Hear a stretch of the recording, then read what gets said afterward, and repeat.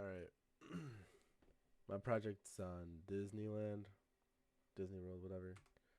So, the history of it is Disney was founded in 1923, and it was founded by Walt Disney and Roy Disney. Some more history is Walt Disney drew multiple cartoons and animations for a Kansas company. And then shortly after that, um, he found out he had a talent for it. So him and his brother Roy started Disney, and then the actual Disneyland amusement park opened up during 1955. So this is iconic Disney. So this is some things that I thought that when you think of Disney, this is what like excuse me, Disneyland. This is what you think about. So like amusement parks, food, experiences.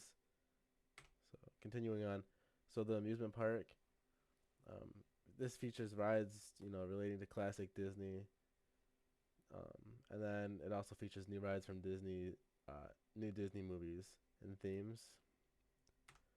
So some famous rides are Expedition Everest, and then Space Mountain, and then continue on to the food. A really popular food at Disneyland is Dole Whip. I'm not really sure what's in it, but I know a lot of people like it. And then movie inspired food. So which this ranges from like sweets to actual like food, and it differs like depending on the movie and what's going on at the time. Um, and this takes us into popular restaurants. So some popular restaurants, um, Disneyland are Be Our Guest, which is inspired by Beauty and the Beast, and then Cinderella's Royal Table, which is obviously inspired by Cinderella. All right. So some experiences are at Disneyland, and excuse me, are characters around the park. So you can see your favorite characters walking around the park or doing certain events. You can meet with them and get pictures. And then they also host holidays at Disney as well. So like Christmas or Halloween, um, stuff like that. So parks around the world, there's six. So there's two in the United States, which is what we just talked about. Um, one in Europe, and then three in Asia. So this is the evolution of the logo for Disney, and you can see how it's changed through time. Excuse me, and how we know it as today. And then my country C is, or sorry, B is France, and it's the Paris Disneyland Park in France, and it's similar to the one in the United States, but this one opened up in 1992.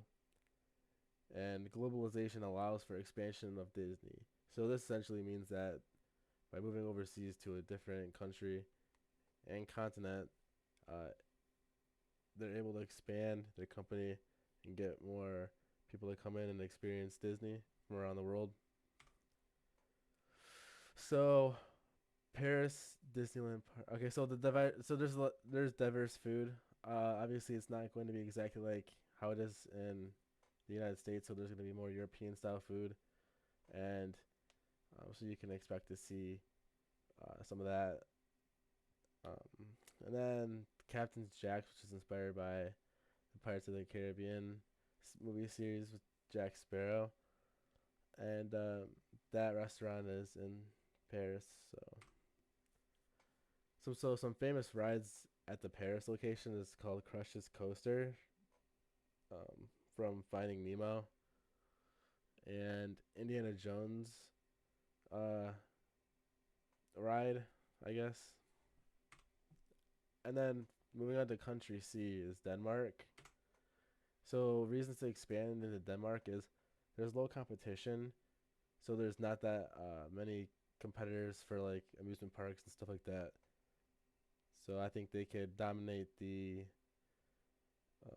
industry there, and then architecture. Uh, from you can as you can tell from the picture, like it almost looks like castle looking in Denmark. And it's actually funny because Disney was actually inspired from architecture of Denmark, which I thought was interesting. So it'd be a good place for it to go, anyways. And finally, Denmark has a really stable economy, and their per capita GDP is $66,983 as of 2020. So they definitely can afford to have a Disney there. So marketing, how would you market to the people who live here, or advertise food at the park, special to Denmark?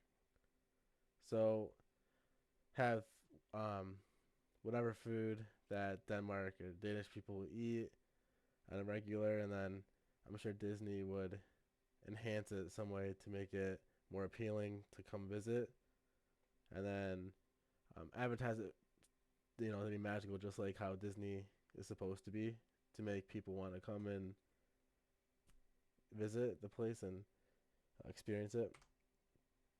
Some limitations. There are a couple limitations. So the diet of the people that live in Denmark is pretty strict. They like to have a healthy diet that's balanced. So you're not going to want have a bunch of bad food. So Disney would have to work around that. And then